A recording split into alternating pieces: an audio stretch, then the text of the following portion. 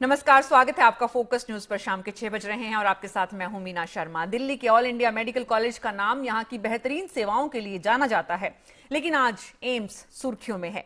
यहां की एक डॉक्टर के सुसाइड नोट की वजह से, दूसरे डॉक्टर के पुलिस के गिरफ्तारी में होने की वजह से, इस दंपत्ति के बीच जो कुछ हुआ उसने बदलते वक्त की कई परतें खोली है। यहाँ की एक डॉक्टर ने अपने पति के बर्ताव से परेशान होकर खुदकुशी की, तो दोनों ने साथ जीने मरने की कस्में खाई थी 5 साल पहले। अच्छे बुरे वक्त में एक दूसरे का साथ निभाने के वादे भी किए थे, लेकिन शादी के बाद तुरंत ही पत्नी को पता लगा कि उसके पति की जिंदगी में उसके दोस्तों की अहमियत ज्यादा है। वजह उसका समलैंगिक होना। पिछले 5 साल में ये पत्नी और पति एक दूसरे को भावनात्मक रूप से समझाने की कोशिश करते रहे। पत्नी कोशिश करती रही कि पति उसके रास्ते पर चले, लेकिन बात नहीं बनी, तो पढ़ी लिखी पत्नी ने अपनी जिंदगी को अलविदा कह दिया। अब सवाल उठता है कि क्या उस लड़की की जिंदगी बचाई जा सकती थी?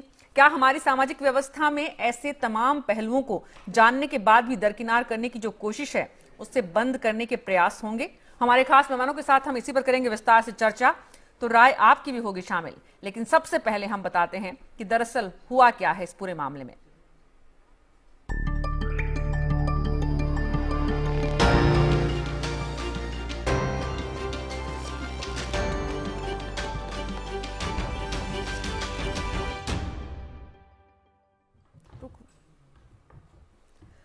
तो एम्स में पति और उस दिल्ली के एम्स के रेजिडेंट डॉक्टर प्रिया ने खुदकुशी की है। अपने सुसाइड नोट में प्रिया ने अपने पति कमल को समलैंगिक बताया है। प्रिया ने लिखा है कि उसका पति घर और आपसी संबंधों की बजाय अपने गे दोस्तों पर ज्यादा ध्यान देता है। लेकिन प्रिया को अपने पति से प्यार हो गया था और उसे लगता था कि उसका प्यार सब कुछ सही कर लेगा, या फिर ये कहना चाहिए कि पत्नी की मजबूरी थी कि वो उसे प्यार में तब्दील करना चाहती थी और इंतजार कर रही थी उस दिन का जब दोस्तों की बजाय वो अपने जीवन साथी को यानी पत्नी को अहमियत देगा। लेकिन आखिर में उसके हालात के सामने उस प्रिया ने घुटने टेक दिए। इन सब के बीच जो सबसे बड़ी और अहम बात है, उसने अपने सुसाइड नोट में लिखी है। वो समाज से अपील की है, जिसमें उसने समलैंगिक सोच वाले लोगों से प्रार्थना की है कि वो किसी लड़की से शादी करके उसकी जिंदगी न बर्बाद करे। अगर कोई समलैंगिक रिश्तों में यकीन रखता है तो उसे समाज के सामने आकर कहना चाहिए कि वो शादी नहीं करना चाहता है। समाज और घर वालों के दबाव में की गई ऐसी शादी में किसी लड़की को मजबूरन आत्महत्या का रास्ता अख्तियार करना पड़ता है, जिसे रोका जा सकता है। इस तरह की दलील प्रिया ने दी है। शायद अगर हम ये कहें कि बदलते वक्त पर समाज को ये फैसला लेने की जरूरत है, तो शायद हमें सोचने की भी जरूरत है कि क्या ये वक्त आ गया है जब लोग क्या कहेंगे के चक्कर में अपने बच्चों के जीवन से खिलवाड़ करना माँ बाप बंद करें। समझने की कोशिश करते हैं हमारे खास मेहमानों के साथ। एक्टर नसीर अब्दुल्ला हमारे साथ हैं, शिवकांत शर्मा जी हैं और कुछ ही देर में हमारे साथ 2 मेहमान जुड़ेंगे। उससे पहले हम आपको बताएं कि डॉक्टर प्रिया की खुदकुशी से जुड़ी हुई पूरी जानकारी दरअसल है क्या। जयपुर की रहने वाली डॉक्टर प्रिया वेदी 2014 में एम्स के रेजिडेंट डॉक्टर थी। उनके पति कमल 2 साल पहले एम्स में ही स्किन डिपार्टमेंट में डॉक्टर के तौर पर काम कर रहे थे। शनिवार को प्रिया इमरजेंसी ड्यूटी की बात कहकर दक्षिण दिल्ली स्थित अपने घर से निकली थी, लेकिन वो एम्स की बजाय पहाड़गंज के एक होटल में जाकर रुक गई। होटल के मुताबिक उन्होंने रात 12 बजे चेक इन किया, लेकिन रविवार दोपहर तक जब उनके कमरे से कोई हलचल नहीं हुई तो होटल मैनेजमेंट ने कमरे का ताला तोड़ा। कमरे से प्रिया का खून से लथपथ शव बरामद हुआ। पुलिस के मुताबिक प्रिया ने कलाई की नस काटकर खुदकुशी की थी। प्रिया ने सुसाइड नोट में लिखा कि उनका पति कमल समलैंगिक है और पिछले 5 साल से उन्हें मानसिक तौर पर प्रताड़ित कर रहा था। इसी से परेशान होकर प्रिया ने खुदकुशी कर ली है। पुलिस ने प्रिया के पति कमल को आज गिरफ्तार कर लिया है, जिसकी तस्वीरें आप अपने टेलीविजन स्क्रीन पर देख रहे हैं। ये दोनों पति पत्नी की तस्वीरें आप देख रहे हैं, एक तरफ प्रिया और दूसरी तरफ कमल जो उनका पति है, जो अब पुलिस की गिरफ्त में है। इस पूरी कवायद पर प्रिया के भाई का कहना है कि अगर उसकी बहन ने अपने पति को साथ छोड़ दिया होता तो आज उन्हें यह दिन नहीं देखना पड़ता। खुद निभाने की कोशिश कर रही थी। उसके बाद 6 महीने बाद उनको मालूम पड़ गया था, लेकिन फिर वो इस होप में थी कि ठीक हो जाएंगे। उसके बाद में भी ठीक नहीं। फिर अभी उनको उनके फेसबुक से जो गे फ्रेंड्स है उनकी सारी आइडिया पता चली थी, तो उससे उनकी सारी आस टूट गई थी। लेकिन वो फिर भी उनके इस सब को एक्सेप्ट करने के बाद भी उनके साथ रहने के लिए तैयार थी। और जयपुर से अपनी बेटी का शव लेने दिल्ली आए प्रिया के पिता ने सिसकते हुए उसकी आखिरी फोन कॉल को याद किया और कहा कि प्रिया को उसका पति बहुत परेशान करता था। कल सवेरे 12-1 बजे के बीच में कॉल आया था मेरे पास प्रिया को कि पापा आप जल्दी आओ। रोते हुए बोल रही थी कि ये टॉर्चर कर रहे हैं मेरे को बहुत ज़्यादा, बस इससे ज़्यादा बात नहीं। पिता को सुन रहे थे आप। दिल्ली पुलिस ने भी इस पूरे मामले की जांच शुरू कर दी है। पुलिस कमिश्नर बीएस बस्सी ने कहा है कि पुलिस खुदकुशी के लिए उकसाने वाले कमल के समलैंगिक दोस्तों के बारे में पता कर रही है। इन्वेस्टिगेशन कंप्लीट हो जाएगी। As far as we are concerned, certain facts have been mentioned by the deceased in her suicide note as well as on the Facebook.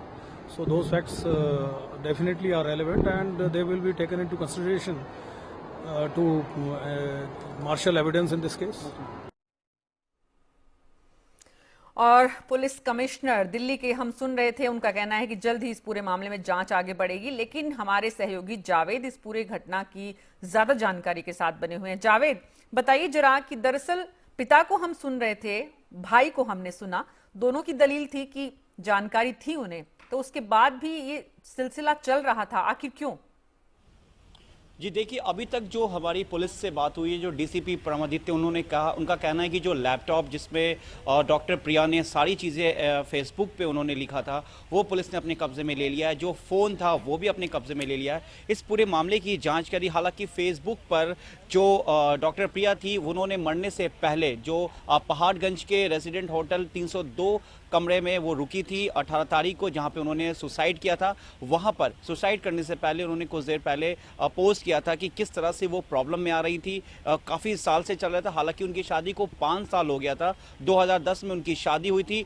दोनों एक दूसरे को काफ़ी टाइम से जान रहे थे। लेकिन शादी के कुछ टाइम के बाद से, जैसा कि अभी तक इन्वेस्टिगेशन में साफ हो पाया है कि जो प्रिया, उनके परिवार वालों को पता चल गया था, प्रिया को भी कुछ टाइम बाद पता चल गया था। लेकिन बात ये आ रही थी कि जो डॉक्टर कमल बेदी हैं वो ठीक हो जाएंगे, वो सही हो जाएंगे। लेकिन ये चीज़ आगे बढ़ती गई। साथ ही पुलिस ने ये भी बताया कि जो दहेज की बात आ रही है, प्रताड़ना की बात आ रही है, वो भी डॉक्टर प्रिया को दिया जाता था खास तौर से। लेकिन दूसरी तरफ जब डॉक्टर कमल बेदी को कोर्ट में पेश किया गया तो कोर्ट में डॉक्टर कमल बेदी ने बताया कि ऐसा कुछ भी नहीं है, उन्हें दहेज की कोई ऐसी डिमांड नहीं थी। लेकिन पुलिस ने दहेज के साथ साथ गैर इरादतन हत्या का मामला दर्ज कर 14 दिन के लिए डॉक्टर कमल बेदी को जुडिशियल कस्टडी यानी कि तिहाड़ जेल भेज दिया गया है। वहीं दूसरी तरफ पुलिस का यह कहना है कि वो इस पूरे मामले की पार्ट बाय पार्ट इन्वेस्टिगेशन करेंगे और इसमें जिन डॉक्टर कमल बेदी के जिन दोस्तों का नाम आ रहा, जो उनके साथ समलैंगिक थे, जो डॉक्टर प्रिया ने ये अपने खास फेसबुक में जो पोस्ट किया है, उस बारे में भी पुलिस का कहना है कि उन 5 दोस्तों के बारे में पूरी जानने की कोशिश कर रहे हैं कि आखिर वो 5 दोस्त कौन थे, पूरा मामला क्या था। क्योंकि 5 साल से ही डॉक्टर प्रिया इस तरह से परेशान चल रही थी और 18 तारीख को यानी कि 18 अप्रैल को वो परेशान होकर पहाड़गंज के उस होटल में आती हैं, वहां पर वो रुकती हैं। वो अपना जयपुर, जो उनका राजस्थान का जो अजमेर का आईडी लाइसेंस है, वो उसे वहां पे प्रूफ के तौर पर देती हैं। उसके बाद कमरे में चली जाती हैं। लेकिन जब रात में किसी तरह का खाने का जब ऑर्डर नहीं आता है, तब होटल के स्टाफ इस बात से परेशान होते हैं आखिर क्या बात है। लेकिन जब अंदर कमरा खोला जाता है तो देखा जाता है कि जो डॉक्टर प्रिया हैं वो पड़ी हुई हैं उस कमरे के अंदर। जी तो कोशिश करिए जावेद कि ये जो दोस्त हैं इनके बारे में जानकारी जुटाए पुलिस, और क्या कुछ जानकारी निकलकर सामने आती है। साथ में ये भी बताएं कि पुलिस की जितनी जानकारी है उसके मुताबिक प्रिया क्या अकेली होटल में पहुंची थी या उनके साथ कोई और भी था वहां पे। वो जब होटल में पहुंची थी तो होटल मैनेजमेंट का क्या कहना है, वहां के लोगों का, वो कोई डिप्रेशन में थी, वहां पहुंची थी तो परेशान थी कि वो इस तरह का फैसला ले, खुदकुशी का फैसला लेकर ही वो वहां पहुंची हो? जी देखिए, जो हमारी अभी कुछ टाइम पहले जब डीसीपी से बात हुई, उनका कहना है कि जब उन्होंने मीडिया के सामने सारी बात रखी, उनका ये कहना है कि उन्होंने जो कमरे से उनका जो लैपटॉप मिला है, फ़ोन मिला है, वहीं दूसरी तरफ जो उनके पति हैं आरोपी डॉक्टर कमल बेदी, उनका भी लैपटॉप और फ़ोन से जितने भी कॉन्टैक्ट्स जो थे पेपर से, वो पुलिस ने अपने कब्जे में ले लिया है। खासतौर से जो होटल स्टाफ है उनका कहना है कि रविवार 18 अप्रैल को प्रिया वहाँ पहुँची थी, वो बिल्कुल नॉर्मल लग रही थी। उन्होंने अपना ID प्रूफ, जो तौर पर होटल को कमरा लेने से पहले एक ID प्रूफ देना पड़ता है, वो डॉक्टर जो प्रिया थी, उन्होंने अपना लाइसेंस, जो कि उनका अजमेर का लाइसेंस था राजस्थान स्टेट का, वो वहां पे देती हैं ID के प्रूफ पे। उसके बाद उन्हें कमरा मिलता है 302 कमरे में, वो उनको मिलता है, वो वहां जाती हैं। 12:30 बजे तक उनकी बात होती है स्टाफ से, उसके बाद वो अपने कमरे में है। लेकिन रात में जब होटल स्टाफ को ये पता चलता है कि खाने का कोई ऑर्डर नहीं है या वो बाहर नहीं निकली हैं। हाँ, एक चीज मैं आपको और बताना चाहूंगा कि पुलिस उस CCTV जो जो होटल का सीसीटीवी है, उस सीसीटीवी को भी पुलिस ने पूरी तरह से सर्च किया, इन्वेस्टिगेशन के तौर पर देखा, लेकिन उसमें कुछ ऐसा पार्ट नहीं निकला है। पुलिस ने ये बताया है कि जो प्रिया उन्होंने सुसाइड किया, उन्होंने इंटेंशन बना रखा था। उनके पोस्ट को देखने के बाद ये भी साफ हो गया है कि वो काफी टाइम से परेशान भी चल रही थी। जी, बहुत बहुत शुक्रिया जावेद, इस पूरी जानकारी के लिए। नजर बनाए रखिए आप इस पूरी खबर पर, क्या कुछ निकलकर सामने आता है, दरअसल हकीकत क्या थी। लेकिन जो कुछ प्रिया की तरफ से कहा गया है उसमें प्रिया ने आरोप लगाया है पति पर कि उन्होंने बहुत कोशिश की थी। हम आपको बताने की कोशिश कर रहे हैं ग्राफिक्स के जरिए कि प्रिया ने मरने से पहले क्या कुछ अपने सुसाइड नोट में लिखा है। वो कहती हैं कि मैं कमल को बेहद प्यार करती थी, लेकिन वो मेरे प्यार को समझ नहीं पाया। मुझे उसके समलैंगिक होने का पता चल गया था, लेकिन मुझे लगता था कि एक दिन सब ठीक हो जाएगा। मैंने उसे अपने प्यार से पाने की पूरी कोशिश की, लेकिन वो मेरा मानसिक तौर पर उत्पीड़न करता रहा। अगर हमारे समाज में ऐसे लोग हैं तो कभी उनसे शादी मत कीजिए, किसी लड़की की जिंदगी मत तबाह करिए। मरने से पहले प्रिया ने ये सुसाइड नोट लिखा है।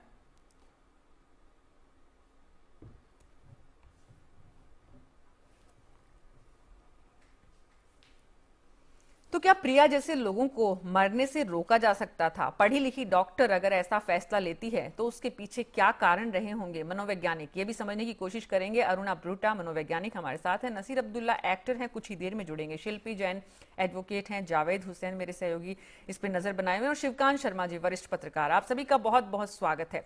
सबसे पहले तो मैं आपसे ही जानना चाहूंगी शिल्पी कि इसमें कानूनी पहलू क्या है? अभी 14 दिन की न्यायिक हिरासत में तो भेज दिया गया है, लेकिन इसके बाद क्या? ये अबेटमेंट टू सुसाइड जो इनके ऊपर चार्ज लगा है, ये बहुत सीरियस चार्ज है, मर्डर से भी ज़्यादा सीरियस इसको मानते हैं। और अगर सुसाइड शादी के 7 साल में हुआ है, फर्स्ट 7 years ऑफ मैरिज, और ये एलिगेशन है कि लड़के ने, हस्बैंड ने उस पर क्रूअल्टी की एलिगेशन है, तो ये प्रिजम्पशन होगी कि हस्बैंड ने सुसाइड अबेट करा है। तो ये क्योंकि शादी के पहले 7 साल में हुई थी, तो इस पर 306 भी बनेगा और एविडेंस एक्ट की जो प्रिजम्पशन है वो भी लगेगी। ये एक बहुत सीरियस चार्ज है जिससे वो बच नहीं पाएंगे। बहुत इसमें इसको हीनियस ऑफेंस माना जाता है। और जो सुसाइड नोट है वो कंक्लूसिव प्रूफ है कि उन्होंने इसकी मानसिक स्थिति ऐसी कर दी कि इसको एनकरेज करा। बेट जो है वो वर्ड लॉ में हम डिस्क्राइब करते हैं to encourage, to push forward. इनके सर्कमस्टांसेस ऐसे कर दिए कि इनको आगे पुश फॉरवर्ड करा कि आप सुसाइड करो। और इस केस से हमारा जो एक सोशल एटीट्यूड है वो भी सामने आता है कि पढ़े लिखे डॉक्टर्स के ऊपर भी इतना सोशल प्रेशर है शादी को निभाने का। ये जो एक एटीट्यूड है इंडियन फैमिलीज में कि जिस घर में डोली जाती है वहाँ से उसकी अर्थी ही उठेगी, ये ही एक ऐसा एटीट्यूड है जिसकी वजह से लड़कियां सुसाइड करना प्रेफर करती हैं और वॉकआउट करना नहीं प्रेफर करती। एक पढ़ी लिखी डॉक्टर भी कितना स्ट्रगल कर रही थी कि किसी तरह से मैं शादी मेंटेन करूं, शादी को किसी तरह से बनाए रखें ताकि समाज के लोग, उनके परिवार को, माता पिता को कुछ न कहें। तो एक पढ़ी लिखी डॉक्टर, मतलब पढ़ाने लिखाने का मतलब सिर्फ ये तो नहीं है कि पैसा कमाने के लिए डॉक्टर बनाया या समाज में डिग्री लेने के लिए सिर्फ डॉक्टर बनाया। पढ़ने लिखने के बाद एक लड़के लड़की का फर्क मिटाने की जो कोशिश होती है, वहां पर पूरी तरह से यहाँ पे विफल रहा वो परिवार। ये तो कहना पड़ेगा ना आपको शिल्पी जैन? बिल्कुल। और देखिए ये एटीट्यूड ज़्यादातर इंडियन फैमिलीज़ में है कि एक बार शादी हो गई तो उस घर से, उसकी जहाँ डोली गई है वहाँ से अर्थी ही निकलेगी। जितने भी सुसाइड के केसेस हैं उसमें सब में मैंने देखा है कि लड़की अपने पेरेंट्स को कॉन्फिडेंस में लेती है, बोलती है कि मैं बहुत ज़्यादा टॉर्चर हो रही हूँ, परेशान हूँ, मगर पेरेंट्स कहते हैं कि नहीं, तुम अपने आप को संभालो, किसी भी तरह से एडजस्ट करो, लोग क्या कहेंगे, सोसाइटी क्या कहेगी अगर तुम वापस आ गई। तो वो यहाँ पर ये लड़की इकोनॉमिकली इंडिपेंडेंट भी थी। मैं नहीं समझती हूँ क्यों ये शादी से वॉकआउट नहीं करके अकेली आराम से अपनी जिंदगी व्यतीत कर सकती थी। मगर ऐसे सर्कमस्टांसेस में लड़कियों को, कुछ लड़कियों को फैमिली की सपोर्ट चाहिए टू फाइट द सोसाइटी। वो सपोर्ट जब नहीं मिलती तो उनके पास कोई चॉइस नहीं रहती, फैमिली भी वापस नहीं ले रही है। लेकिन ये विकल्प क्यों चुना प्रिया ने? ये तो बहुत ही गंभीर सवाल है जिसका जवाब जानने की हम कोशिश कर रहे हैं और जिस पर आपने रोशनी डालने की कोशिश भी की है शिल्पी जैन, कि हमारा सामाजिक जो ताना बाना है इस तरह का कि लड़कियां एक बार शादी के बाद उसे किसी भी तरह से निभाएं, इतना दबाव जबरदस्त रहता है समाज की तरफ से, परिवार की तरफ से, कि इस तरह की अगर कहें फैसले के रूप में इस तरह की दुर्भाग्यजनक घटनाएं सामने आती हैं। अरुणा ब्रूटा, हमने भाई को भी सुना, पिता को भी सुना। पति तो अब गिरफ्तार हो चुका है। दोनों का कहना है कि उससे तंग करते थे, जानकारी थी, लेकिन वो अपने घर नहीं लेके गए। बेटी को अलग रहने का, डाइवोर्स लेने का, अगर कहीं फैसला लेने की तरफ दिशा में नहीं सोचने दिया गया।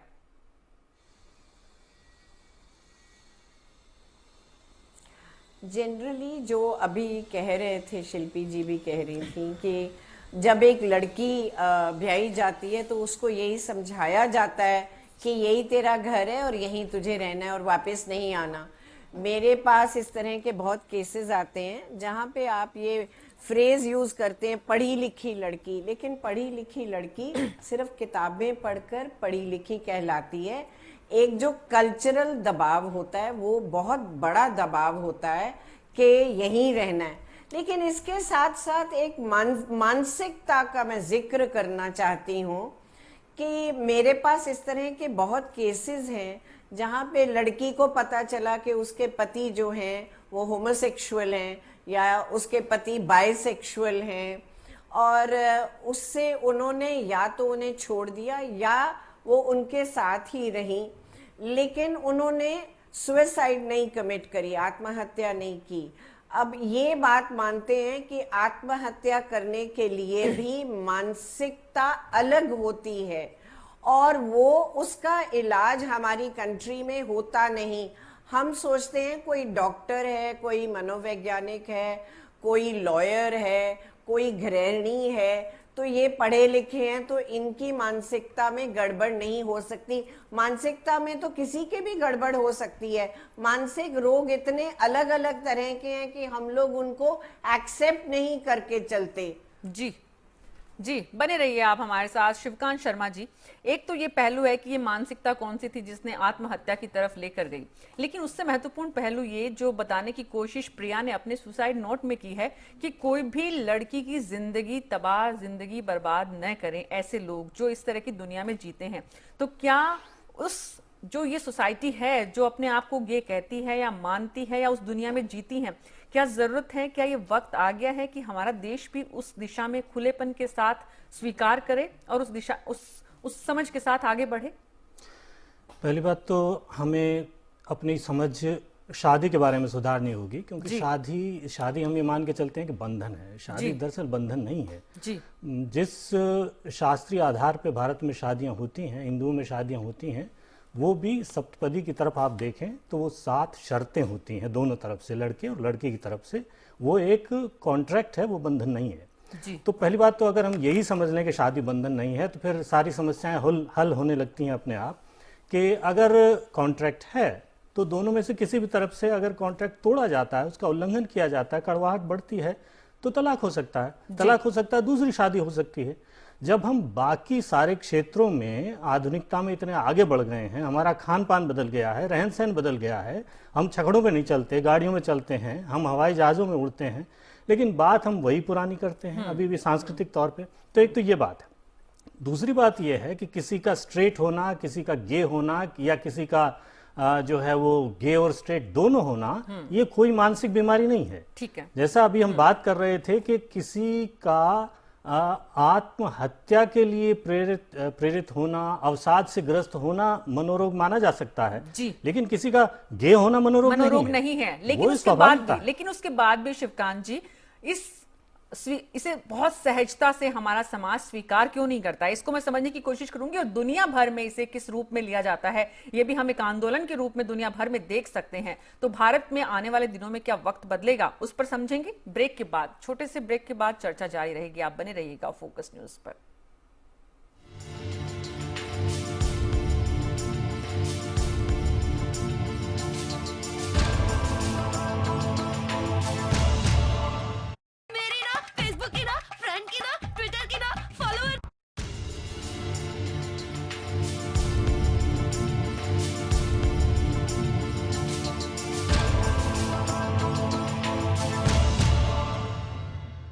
स्वागत है आपका फोकस न्यूज पर। एम्स की एक डॉक्टर ने कल आत्महत्या की और दूसरे डॉक्टर को, जो उनके पति थे, उन्हें गिरफ्तार करके पुलिस ले गई है। आखिर इस तरह की घटना क्यों एम्स में सामने आई? जब इस पे सोचने समझने की कोशिश की तो सामने आया सुसाइड नोट प्रिया का, जिसमें प्रिया ने कहा है कि गे होने की वजह से उनके पति से दुखी होकर, तंग आकर उन्होंने आत्महत्या का रास्ता अख्तियार किया है। और दूसरी बेटियां ऐसी मुश्किल में न फंसे, इसके लिए जो भी गे हैं वो शादी करने से पहले इस बात का ध्यान रखे कि किसी लड़की की जिंदगी खराब न हो। लेकिन शिवकांत शर्मा जी जिस बात का जिक्र कर रहे थे कि शादी एक कॉन्ट्रैक्ट है और इस कॉन्ट्रैक्ट को इस तरह से ढोना जरूरी नहीं है। क्या प्रिया की जान बच सकती थी? नसीर अब्दुल्ला साहब एक्टर हैं, हमारे साथ जुड़ चुके हैं। स्वागत है नसीर अब्दुल्ला साहब। क्या प्रिया की जान बचाई जा सकती थी?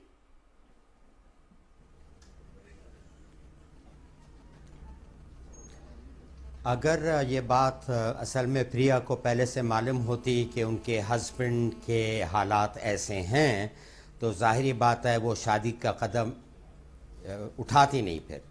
लेकिन और भी रास्ते थे उनको जान अपनी बचाने का। वो ये जो शादी ऐसे हट सकती थी। मुझे समझ में नहीं आ रहा कि उनके अंदर, उनके दिमाग में क्या क्या प्रॉब्लम्स अभी तक जो है चल रहे थे। वो काफ़ी अरसे से उनके साथ शादी जो है कर चुकी थी, तो जान तो बच सकती थी। आई एम श्योर अगर वो किसी मतलब ये कि डॉक्टर से या फिर ये कि साइकोलॉजिस्ट से या अपनी फैमिली मेम्बर से इसके बारे में बात कर लेती, अपने दोस्तों से कर लेती, वो उनको राह दिखाते।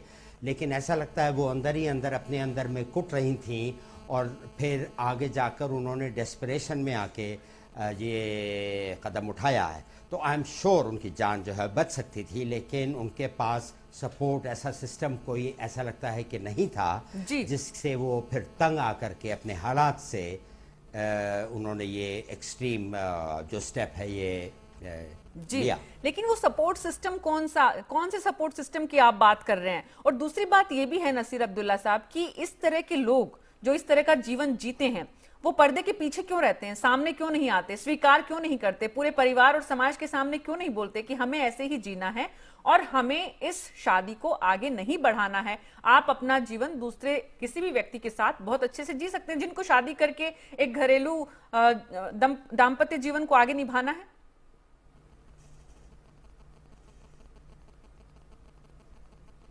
समझ में नहीं आता है। हो सकता है कि शुरुआत में हालात अच्छे रहे हों, बाद में ये फिर बदलाव आया हो जिसका उनके हस्बैंड को भी एहसास न हुआ हो। बहुत सारी बातें हो सकती हैं विच भी अब हमें मालूम नहीं हो सकती, क्योंकि उन्होंने किसी को ये बात ऐसा लगता है कि बताई नहीं। मैसेज छोड़ा है, लेटर छोड़ा है जिसमें उन्होंने अपने हिसाब से डिटेल्स भी दी हैं। बट बहुत से लोग ऐसे हैं जो मैं ऐसी औरतों को जानता हूं जो मतलब ये कि 5 से 8 साल ऐसी शादी में रही थी जहां पे आगे जाके मालूम हुआ कि उनके हस्बैंड गे हैं। मैं ऐसी औरतों को जानता हूं और फिर वो आगे जाके हल्के हल्के अलग हो गए। लेकिन बड़ा पेचीदा मामला होता है। मुझे मालूम नहीं क्यों इतनी देर इंसान को लगती है इस मामले को एक्सेप्ट करने के लिए कि भाई ये है, अब मुझे इस शादी से निकलना चाहिए, ये गलती हुई है, ऐसे हालात जो है फिर पैदा हो गए हैं वगैरह वगैरह। तो बहुत से लोग बड़ी मुश्किल से निकल पाते हैं, कुछ लोग बड़ी आसानी से निकल पाते हैं। अपनी अपनी बात होती है, अपनी अपनी किस्मत होती है। मैं नहीं जानता कि कर्मों का फल है, क्या बात है, ये मुझे नहीं मालूम, लेकिन रास्ता तो होता है, सबके लिए रास्ता होता है। जी, रास्ता होता है। वो रास्ते कौन कौन से हो सकते हैं शिवकांत जी? मीना जी, एक बात और है इसमें कि ये कहना कि पहले से पता होना चाहिए उसके बाद आदमी शादी के लिए जाए नहीं जाए। बहुत से लोग ऐसे हैं जिनको शादी के वक्त क्या शादी के बाद भी पता नहीं होता कि वो गे भी हैं। कई बार ऐसा होता है कि शादी से पहले व्यक्ति गे नहीं होता, स्ट्रेट होता है, और शादी के बाद कुछ हालात ऐसे होते हैं, केमिस्ट्री बदलती है, रुचियां बदल जाती हैं, लोग गे हो जाते हैं। तो अगर शादी हो गई, कर ली, तो ऐसा कौन सा अपराध हो गया? शादी के बाद अगर पता लगा है तो दोनों आपस में फैसला करके तलाक ले सकते हैं जी। तो उसकी वजह से जान देना नहीं देना। हाँ, क्रूरता की जो बात की जा रही है, जो उन्होंने अपने नोट में लिखा कि उनका पति बर्बर बर्ताव करता था, क्रूरता का बर्ताव करता था, उसकी कतई हिमायत नहीं की जा सकती। वो बिल्कुल गलत है, उसकी सजा मिलनी चाहिए। लेकिन जहां तक गे होना और स्ट्रेट होने की बात है, ये कोई अपराध नहीं है और इसका पहले से कोई पता नहीं। ये जो है रात और दिन वाला डिमार्केशन इसमें नहीं है जी कि आप गे हैं तो गे हैं और आप स्ट्रेट हैं तो स्ट्रेट हैं। आप स्ट्रेट हैं वो गे हो सकते हैं, गे हैं तो स्ट्रेट हो सकते हैं, दोनों भी हो सकते हैं। और आपके मुताबिक इसे इतनी असहजता से लेने की जरूरत नहीं है, ये बहुत ही सहज बात है और इसे इसी रूप में समाज स्वीकार करे तो ज्यादा आसानी होगी। लेकिन अभी तक हमारे देश में ये हालात नहीं है और अरुणा ब्रूटा, मैं आपसे समझने की कोशिश करूंगी कि क्यों नहीं है। अगले सवाल के लिए आपके पास आऊं उससे पहले एक छोटे से ब्रेक का वक्त है। ब्रेक के बाद भी ये चर्चा जारी रहेगी, आप बने रहिएगा। फोकस न्यूज पर आपके सवाल और आपके सुझाव भी आमंत्रित हैं।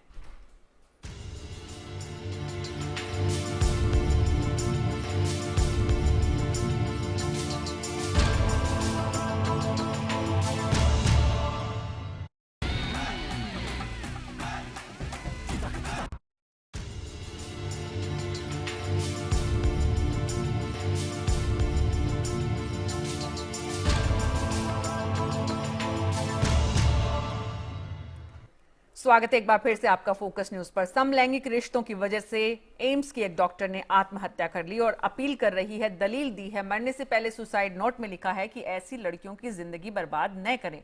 लेकिन शिवकांत शर्मा जी, क्या वाकई में जिंदगी लेने का, सुसाइड करने का ये बहुत बड़ा कारण था? अगर हम उस बात को छोड़ दें, उस पहलू को छोड़ दें कि वो तंग करता था या ब्रुटैलिटी होती थी, अगर वैसा नहीं था, उसका पहला कारण ये था कि वो गे था, तो क्या ये इतना बड़ा कारण था कि सुसाइड कर ले कोई? नहीं, बिल्कुल नहीं। ये समाज की नासमझी है और शिक्षा के या जीवन के जिस स्तर पर आगे हम बढ़ गए हैं, हम पीछे अभी भी 2000 साल पहले रहना चाहते हैं और 2000 साल पहले भी रहना चाहते हैं तो हम कुछ गिने चुने जो धर्म ग्रंथ हैं, जो स्मृतियां हैं, जो शास्त्र हैं, उनसे जुड़ा रहना चाहते हैं। जहाँ तक विवाह और जो सेक्स संबंधों की बात है, सबसे बड़ा शास्त्र कामसूत्र है और कामसूत्र को अगर हम देखें, और जो आज का नहीं है, 1500 साल पुराना है, उसमें इसकी व्यवस्था है। उसमें कहा गया है कि व्यक्ति सीधा भी हो सकता है, स्ट्रेट भी हो सकता है, गे भी हो सकता है, दोनों भी हो सकता है। और एक शादी में आप दोनों तरह के संबंध जी सकते हैं अगर जीना चाहें तो। ऐसी कोई बंदिश नहीं है, ऐसा कोई जो है वो नहीं है कि कोई गे हो गया सडनली या स्ट्रेट हो गया तो उसके बाद आपको जिंदगी ही अपनी न्यौछावर करनी पड़ेगी। तो ये बिल्कुल नासमझी है। हमें थोड़ा सा पढ़ के आंखें खोल के देखना चाहिए। अगर हम विदेशों की बात करें तो विदेशों में तो आए दिन इस तरह के रहस्योद्घाटन होते रहते हैं। अभी एप्पल के जो चीफ है टिम कुक साहब, उन्होंने कहा मैं गे हूं, तो क्या हो गया? क्या वो एप्पल के चीफ नहीं रहेंगे? क्या उसके बाद उनके व्यक्तित्व में या उनकी कौशलता में किसी तरह का अंतर आ गया है? जी, ऐसे बहुत से मिनिस्टर हैं बाहर, मैं तो मंत्रियों की बात कर रहा हूं, जिन्होंने बाद में कहा कि मैं गे हूं, या जो है पत्नियों ने डिक्लेयर कर दिया कि वो लेस्बियन है। तो ये तो हो सकता है बाद में। लेकिन हमारा समाज स्वीकार करने के लिए तैयार क्यों नहीं है, ये मैं आपसे समझूंगी और आप सभी के पास भी आऊंगी। लेकिन इस वक्त प्रधानमंत्री देश के नरेंद्र मोदी अंबेडकर अंतर्राष्ट्रीय केंद्र का शिलान्यास करने के बाद संबोधित कर रहे हैं, सीधे उनको सुनते हैं। पढ़े लिखे देश थे, प्रगतिशील देश थे, धनवान देश थे, लोकतंत्र की दुहाई देने का जैसे उनका मोनोपोली था। लेकिन एक दलित मां की कुख से पैदा हुआ बेटा संविधान के पहले ही दिन हिंदुस्तान के अंदर माताओं बहनों को वोट का अधिकार दे देता है। ये न्यायप्रियता थी उनकी।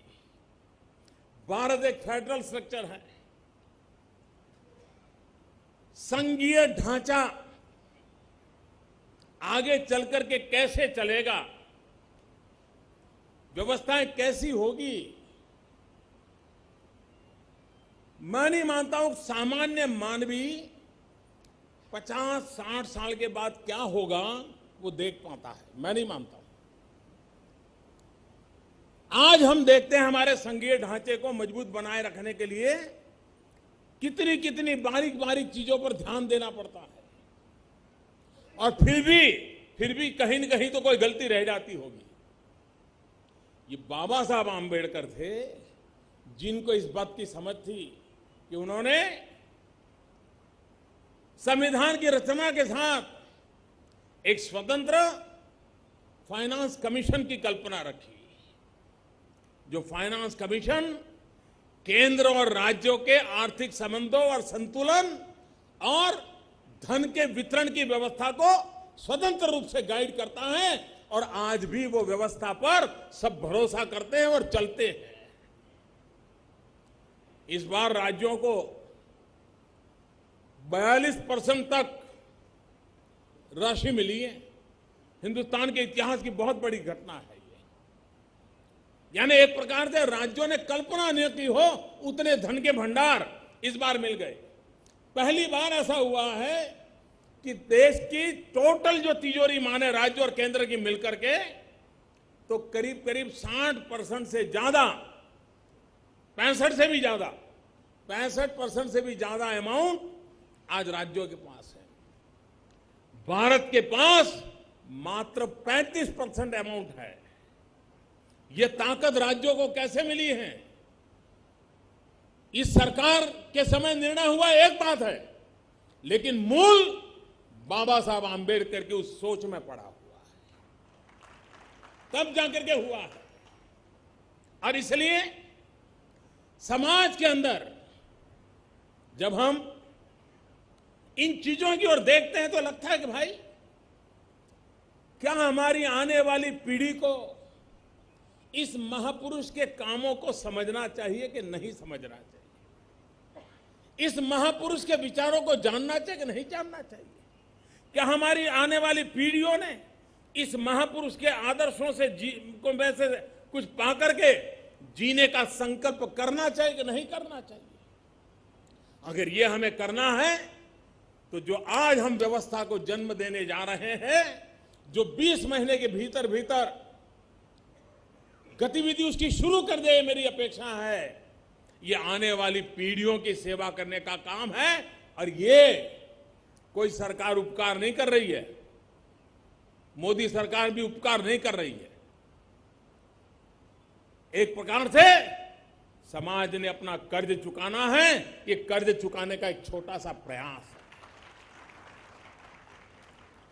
और इसलिए मैं समझता हूं कि बाबा साहब के माध्यम से जितनी भी चीजें हमारे सामने आई हैं, हम कभी कभी देखें बाबा साहब विमेन एम्पावरमेंट, इसको कितना बारीकी से देखा है। आज भी विवाद होते रहते हैं। उस समय बाबा साहब की हिम्मत देखिए, उन्होंने जिन कानूनों को लाने का में सफलता पाई, जो हिंदुस्तान में विमेन एम्पावरमेंट के लिए एक बहुत बड़ी ताकत रखती है। नरेंद्र मोदी देश के प्रधानमंत्री बाबा साहब भीमराव अंबेडकर को याद कर रहे थे, विमेन एम्पावरमेंट की दिशा में उनके योगदान की तारीफ कर रहे थे। और अब हम चलते हैं वापस उस मुद्दे पर जिस पर आज बहस छिड़ी हुई है, क्योंकि एम्स की एक डॉक्टर ने सुसाइड किया है और सवाल उठ रहा है कि गे जो इस समाज में, भारत में जो रह रहे हैं, वो खुलेपन के साथ स्वीकार्यता उनकी क्यों नहीं है और वो भी इसको स्वीकार क्यों नहीं करते हैं कि वो इस तरह की जिंदगी जी रहे हैं। अरुणा ब्रूटा, मनोवैज्ञानिक, आप जिस तरह से आपने नसीर साहब को सुना, उनका कहना है कि उन्होंने अपने आसपास ऐसे बहुत सारे लोग देखे हैं। शिवकांत जी को भी आपने सुना कि इसमें कहीं कोई परेशानी वाली बात नहीं है, कोई व्यक्ति गे हो सकता है और ये उसके जीने का तरीका हो सकता है। तो उसके बाद भी हमारे समाज में इतना कॉम्प्लेक्सिटीज क्यों है कि प्रिया को सुसाइड करना पड़ता है? इसमें बहुत सारे पॉइंट्स निकल के आ रहे हैं।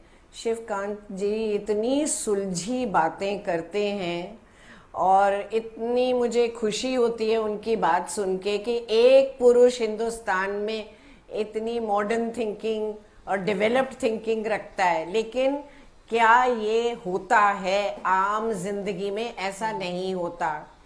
सवाल यहाँ पे दो उठते हैं। एक तो ये है गे होना, बाइसेक्सुअल होना, ये एक जेनेटिक मुद्दा है, कोई एबनॉर्मेलिटी नहीं है, इसलिए खुल के आना चाहिए आगे। जैसे जैसे लोग खुल के आएंगे तो ही लॉज भी अच्छे बनेंगे और समाज धीरे धीरे एक्सेप्ट करना शुरू करेगी। लेकिन इससे ज़्यादा गहरा मुद्दा ये है कि हम अपनी लड़कियों को किस तरह बड़ा करते हैं, उनकी परवरिश कैसी होती है। क्योंकि अगर सेल्फ कॉन्सेप्ट एक लड़की का स्ट्रॉन्ग है और वो आत्मनिर्भर है, वो इंडिपेंडेंट है, इंडिपेंडेंटली डिसीजंस ले सकती है, इंडिपेंडेंटली रह सकती है, तब जाके उसमें ये करे जाएगी कि वो डिवोर्स करना सीखे। हर व्यक्ति पढ़ा लिखा अपना सेल्फ कॉन्सेप्ट इतना स्ट्रॉन्ग नहीं रखता। मेरे पास तो आए दिन इस तरह के केसेस आते हैं काउंसलिंग के लिए, जो मैरिड हैं लेकिन मैरिज निभाना नहीं चाहते, और लड़की डिप्रेशन में है कि वो क्या करे, और लड़का जो गे है वो प्रेशराइज कर रहा है कि मुझे छोड़ के मत जाओ, मेरी बेइज्जती होगी, कहीं बताओ मत कि मैं गे हूं। तो ये बड़ा एक कॉम्प्लिकेटेड इश्यू है। अगर हम अपनी लड़कियों की परवरिश ये करते हैं कि तुम धरती पे एक बोझ हो, तो रेप भी होते रहेंगे और इस तरह की शादियां भी होते रहेंगी जी। और अगर हम लड़की को पढ़ा लिखा के पीएचडी डॉक्टर बनाते हैं, एमबीबीएस डॉक्टर बनाते हैं, या चार्टर्ड अकाउंटेंट बनाते हैं, लॉयर बनाते हैं, तो उसकी घरेलू सोच भी ऐसी होनी चाहिए कि काम करना घर से बाहर एक बात है, लेकिन अपनी सोच जो है, अपने थॉट्स जो हैं, वो अगर इंडिपेंडेंट हैं तो वो कभी सुसाइड की ओर नहीं जाएगी। जी जी। आज सुसाइडोलॉजी एक बहुत बड़ी रिसर्च का एरिया है जहां पे खोज हो रही है कि क्या डिप्रेसिव पर्सनालिटीज हैं, क्या ये इम्पल्सिव पर्सनालिटीज हैं, क्या ये मैनिक पर्सनालिटीज हैं, क्या ये वीक पर्सनालिटीज हैं, और दूसरी बात कि सोशल सिस्टम और फैमिली सिस्टम का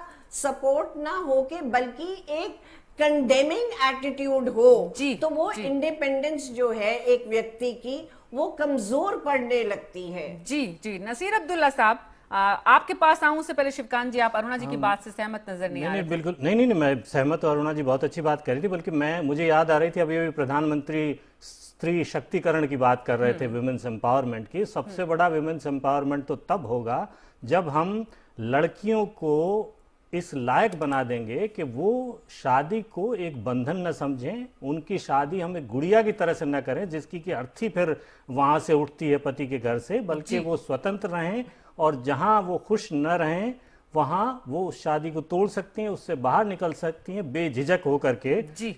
असली स्त्री शक्तिकरण तब होगा। नसीर अब्दुल्ला साहब, आप तो उस दुनिया में रहते हैं जो अपनी फिल्मों के जरिए बदलाव की कोशिश करते हैं, समाज की तस्वीर दिखाते भी हैं और समाज को रास्ता भी दिखाने का जरिया भी है। लेकिन आपने कहा कि आपने अपने आसपास ऐसे बहुत सारी महिलाओं को देखा, ऐसे बहुत सारे पुरुषों को देखा है। क्या आप भी उसी बात की तरफ इशारा करेंगे या आप सहमति जताएंगे जो अरुणा जी कह रही हैं कि जो गे हैं वो इस बात को स्वीकार नहीं करना चाहते हैं सबके सामने कि समाज उन्हें उस दृष्टि से देखे, हेय दृष्टि से देखे? अभी तक भी समाज का परसेप्शन उसी तरह का बना हुआ है।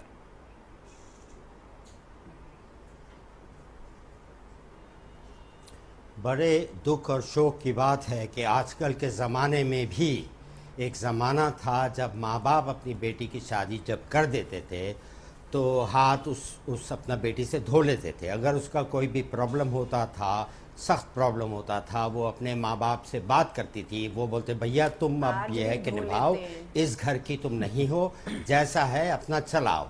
लेकिन आजकल के ज़माने में ये चीज़ें बदल गई हैं। यू हैव द राइट, माँ बाप अपनी बेटियों की हेल्प करते हैं एक्सेट्रा। तो अजब बात है कि सब कुछ होते हुए the lady was a doctor और एक ऐसे अस्पताल में जो देश का जाना माना अस्पताल है, जहाँ पे सारी सुविधाएं उपलब्ध हैं, medical and psychological, psychosomatic etcetera, वहाँ पे उन्होंने हेल्प अपनी नहीं ली। मुझे इस बात पे थोड़ा सा दुख होता है कि सब कुछ होते हुए सारे रास्ते हैं, वहाँ पे काउंसलिंग होती है, आप बड़े अपना कॉन्फिडेंस से सीक्रेटली आप अपना डॉक्टर से बात कर सकते हैं, अपनी समस्या भी बता सकते हैं, अपने माँ बाप को भी इन्वॉल्व कर सकते हैं, अपने दोस्त को। She did not do that. तो मुझे बड़ा अचंभा होता है कि इतने सालों पहले ऐसा होता था। जैसे मेरी माँ की जब हुई थी शादी, वो भी खासी मतलब ये कि दुखी थी, लेकिन अनएजुकेटेड होने के तहत और कोई फिर सपोर्ट नहीं होता था कि अगर हस्बैंड के साथ नहीं रहोगे तो कहाँ रहोगे, वापस आपको माँ बाप एक्सेप्ट नहीं करेंगे। लेकिन आजकल के ज़माने में ऐसा होना मुझे बड़ा, I am actually very sorry कि उन्होंने कोई रास्ता ढूंढा नहीं, वो अंदर ही अंदर नसीर अब्दुल्ला साहब, ये तो प्रिया की बात हुई कि प्रिया कौन से सामाजिक दबाव में थी जिसकी वजह से उन्होंने आत्महत्या का रास्ता चुना, और वो रास्ते जो दूसरे विकल्प बेहतर हो सकते थे उनको नहीं चुना। लेकिन मैंने आपसे सवाल ये पूछा था कि आपने अपने आसपास जिन लोगों को देखा है जो बतौर गे जीवन जीते हैं, वो क्या वाकई में समाज के सामने इसको स्वीकार नहीं करना चाहते हैं? अगर नहीं करना चाहते हैं तो क्यों नहीं करना चाहते हैं? मैं इन दोनों सवालों के जवाब आपसे लूं उससे पहले वक्त एक छोटे से ब्रेक का। आप बने रहिएगा फोकस न्यूज पर। नसीर अब्दुल्ला से हम इस सवाल का जवाब लेंगे तो अरुण ब्रुटा और शिल्पी जैन के पास भी जाएंगे। बने रहिएगा।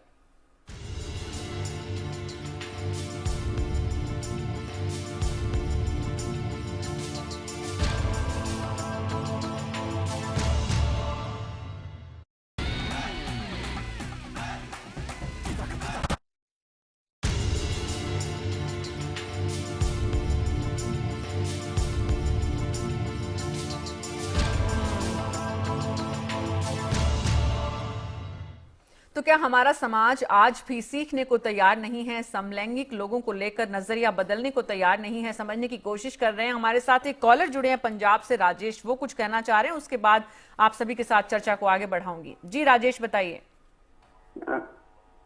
नमस्कार मीना जी, मैं राजेश कुमार बोल रहा हूँ नाभा पंजाब से। जी नमस्ते, बताइए। मैडम, मैं ये कहना चाहता हूँ, हमारे देश में ना जो कानून व्यवस्था है वो इतनी लचर है कि लोगों की ना तो यहाँ पे कोई सुनवाई होती है जी, ना हमारे जो लीडर हैं वो सिर्फ इनको वोट बैंक तक मतलब होता है। जनता के पास आते हैं, वो सिर्फ वोट बैंक के लिए आते हैं। जी जी वोटें मिल गई, उसके बाद इनको जनता से कोई मतलब नहीं होता। जी बहुत बहुत शुक्रिया राजेश जी। लेकिन आज हम चर्चा जिस विषय पे कर रहे हैं वो थोड़ा सा अलग है। राजनेताओं का उससे सीधे सीधे नाता तो नहीं है, लेकिन क्या हमारा समाज सीखने को तैयार नहीं है, ये समझने की कोशिश करते हैं। नसीर अब्दुल्ला साहब से, एक्टर हैं आप, बॉलीवुड में अपनी एक जगह रखते हैं। नसीर अब्दुल्ला साहब, समाज सीखने को तैयार नहीं है, इसे स्वीकार करने को तैयार नहीं है, तो समाज को भी एक बड़ा जिम्मेदारी समाज की बनती है प्रिया की मौत की वजह।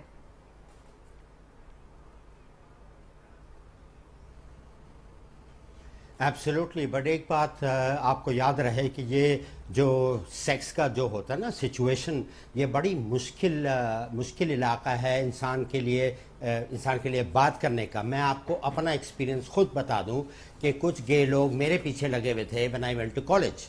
ये 32 साल की बात है, बल्कि ज़्यादा। मुझे कुछ समझ में नहीं आ रहा था, हालांकि कुछ नहीं हुआ, ऐसी बात नहीं हुई, और मेरी शादी नहीं हुई भी थी उनसे, ऐसे पीछे लगे हुए थे। मैं घबरा गया ना, मैंने प्रिंसिपल से बात की कि भाई ये ऐसा ऐसा हो रहा है। कुछ हुआ नहीं था, लेकिन फिर भी मैं बात कर सकता था। ना मैंने अपने बाप को बताया, ना मैंने अपने दोस्तों को ख़ास ऐसा बताया। मैं थोड़ा घबराया हुआ था और इधर उधर मैं फिर छुपा फिरता था उनको अवॉइड करने के लिए। तो बड़ा पेचीदा इलाका है। तो यहाँ पे एक्चुअली हमारे समाज को ये जो बातें हैं, और अब तो ख़ास तौर पे क्योंकि औरतों के लिए ख़ास तौर पे जो कानून है वो इतना स्ट्रॉन्ग बन गया है कि उनकी एक ही शिकायत पर हालात उनके बेटर हो सकते हैं। सो दे शुड रिपोर्ट और दे शुड गो आउट, यानी कि चिकित्सालिक जो भी ये के सुविधाएं हैं उनको अप्रोच करें, जो एनजीओ हैं जो भी होते हैं उनको अप्रोच करें और आगे बढ़ें, क्योंकि ये इलाका बहुत ही अजीब ही मतलब ये के नजरिए से देखा जाता है। मुझे ये नहीं मालूम उनके और प्रॉब्लम्स क्या थे। उन्होंने ये भी लिखा है कि उनकी डाउरी हैरेसमेंट भी हो रही थी। जी शिवकांत जी, नहीं आप बचते इसलिए फिर रहे थे। अगर आई डोंट नो अगर कोई लड़की आपके पीछे पड़ रही होती तो आप बचते नहीं फिरते। Exactly, we do not know. But ji Shivkant ji, मैं वापस आती हूँ आपके पास, और नसीर आपके पास बात है, क्यों बचता फिरता मैं हंसता या बिल्कुल, मतलब आप क्योंकि गे को बुरा मानते हैं या समाज गे व्यक्ति को बुरा मानता है, ये हमारी नजर का खोट है। क्योंकि हम उसे बुरा मानते हैं इसलिए आप बुरा नहीं मानता। मैं गे नहीं हूं तो क्यों उनका मैं फिर इस्तेकबाल करूं? आप मेरे से क्या कहना चाह रहे हैं? गलत बात वो भी थी, गलत बात उनके लिए गलत और सही की बात नहीं है। मेन बात जो बता रहा हूं वो ये है कि मैंने किसी से शिकायत नहीं की। मैं घबरा गया, मैं यंग था, मैं खूबसूरत था, थोड़ा बहुत अब भी हूँ। उस घबराहट की वजह की तरफ मैं इशारा कर रहा हूं। मैं आपके पास वापस आऊंगी नसीर साहब। आप बड़ी खूबसूरती से उन सवालों का जवाब भी नहीं दे रहे हैं जिनको। जी मैं आपके पास वापस आऊंगी। मुंबई से मेरे साथ एक कॉलर हैं वीना, वो कुछ कहना चाह रही हैं, काफी देर से इंतजार कर रही हैं। जी वीना बताइए। जी मैं यही बोल रही हूँ कि आप तो जो प्रोग्राम ये करती हैं आप, ये मुझे बहुत अच्छा लगता है। और मैं आपकी व्हाट्सएप पे भी जुड़ी हुई हूँ और मैं आपकी ये जो चल रहा है ये केस, इसमें ये मतलब बच्ची के साथ मुझे लगता है किसी घर वालों ने साथ नहीं दिया उनका, तभी उन्होंने ऐसा किया। क्योंकि मैं खुद एक मदर हूँ, आज मेरी डॉटर है वो भी सिंगल हो गई है, तो सोचो मेरे एक नाती है, मैं उसको भी पाल रही हूँ, उसको भी संभाल रही हूँ, मैं खुद भी संभाल रही हूँ, मैं कैसे दुनिया का सामना करती हूँ। जो सोचो आप मीना जी, मैं एक 60 इयर्स ओल्ड हूँ। जी जी जी बीना जी, आप अपनी भावनाओं पे थोड़ा सा नियंत्रण करिए। और जिस तरह से शिवकांत जी कह रहे हैं, जिस तरह से यहाँ पर नसीर अब्दुल्ला कह रहे थे कि इन चीजों को इतना दुख दर्द के साथ अगर आपकी बेटी को छोड़ दिया है तो आप उससे परेशान हो जाएं, वो सब करने की जरूरत नहीं है। समाज अकेले जीने के लिए भी खुला हुआ है और जीवन को आगे बढ़ाने के और भी बहुत सारे तरीके हैं। सिर्फ इसे बांधकर, शादी को बांधकर, जिस तरह से शिवकांत जी ने बहुत ही खूबसूरती से बताया, आप अपनी बेटी को, अपनी नाती को खुला जीवन बहुत अच्छा दे सकती हैं। बहरहाल आप अपनी भावनाओं को आपने हमसे शेयर किया, बहुत बहुत शुक्रिया। नसीर, मैं आपके पास आऊं, लेकिन शिल्पी जैन बहुत देर से इंतजार कर रही हैं। शिल्पी, एक तो सामाजिक पहलू है जिस पर हम लगातार चर्चा कर रहे हैं, लेकिन दूसरा कानूनी पहलू है जिसके बारे में आपने बताया कि बहुत ही गंभीर जो चार्जेस हैं वो इस पे लगे हैं कमल पे, जो उनके हस्बैंड हैं, और आने वाले दिनों में उनके लिए मुश्किलें आने वाली हैं। लेकिन सवाल ये भी है कि इस तरह के जो समलैंगिक लोग हैं उनके पास क्या बचने के तरीके भी हैं? उनका भी कोई कानूनी पक्ष है जो उन्हें बचाने की दिशा में थोड़ी मदद करेगा?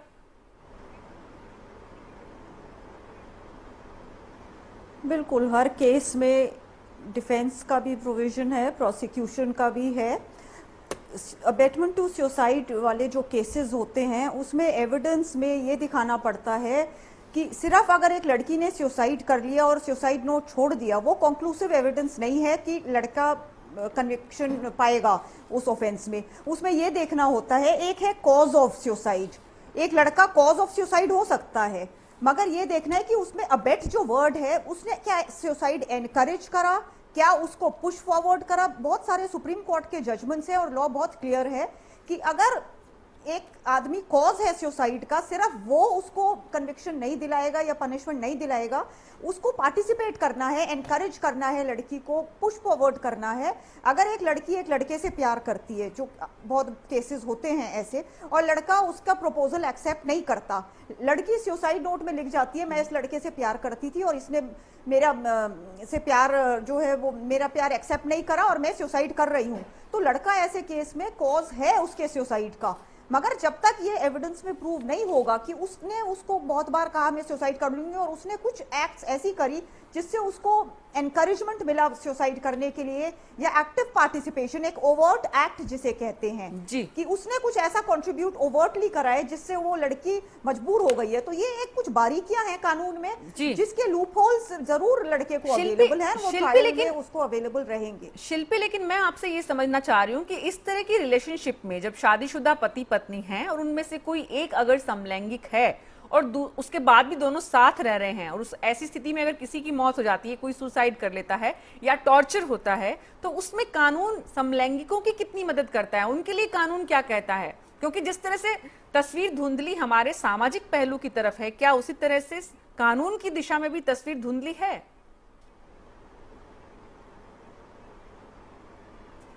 बिल्कुल, क्रिमिनल केसेस में ट्रायल के दौरान प्रूव करना पड़ता है, विटनेसेस पेश करने पड़ते हैं। लड़की तो मर गई है, उसके पेरेंट्स आगे आएंगे कि क्या रोल था उस हस्बैंड का। अगर सिर्फ उसने ये कहा कि मैं गे हूं और लड़की ने सुसाइड कर लिया इस वजह से, तो वो 306 नहीं बनता है। कुछ लड़कियां, आप ये जो साइकेट्रिस्ट हैं ये भी जानती हैं, ओवर सेंसिटिव होती हैं। किसी को एक जोर से अगर स्टेयर कर लो वो भी उसके लिए बहुत एक सीरियस बात है, किसी को थप्पड़ मार दो वो भी उसके लिए सीरियस बात नहीं है। एक ये बहुत बड़ी कमी है हमारे देश में, काउंसलिंग नहीं लेते हैं यहाँ पर।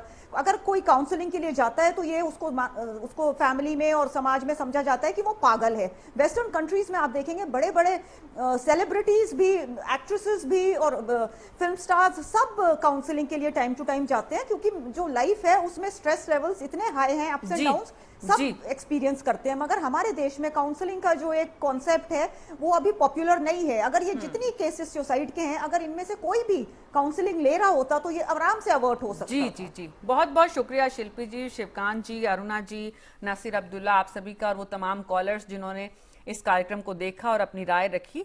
लेकिन ये बहुत लंबा विषय है, बहुत व्यापक विषय है, जिस पर बहुत लंबी बहस हो सकती है और हमारे देश में कम से कम आज इस बहस की जरूरत है। लेकिन प्रिया की मौत ने पूरे देश को झटका तो जरूर दिया है, कई सवालों को जन्म भी दिया है, समलैंगिकों के अधिकारों पर भी सवाल उठे हैं। तो इस दुखद घटना ने एक बार फिर से दिल्ली हाई कोर्ट और सुप्रीम कोर्ट के फैसले की भी याद दिला दी है, जिसमें दिल्ली हाई कोर्ट समलैंगिकों के पक्ष में फैसला सुनाया था, लेकिन सुप्रीम कोर्ट ने उस फैसले को पलट दिया था और साफ कहा था कि अगर समलैंगिक संबंधों से जुड़ी कानून की धारा 377 को नए तरीके से परिभाषित करना है तो इसकी जिम्मेदारी संसद की है। अगर प्रिया का पति कमल शादी से पहले खुलकर खुद को समलैंगिक घोषित कर देता तो शायद ये शादी ही नहीं होती और प्रिया आज हमारे बीच भी होती। बहरहाल फोकस न्यूज पे खबरों का सिलसिला जारी रहेगा। वक्त एक छोटे से ब्रेक का है, मुझे दीजिए अनुमति। नमस्कार।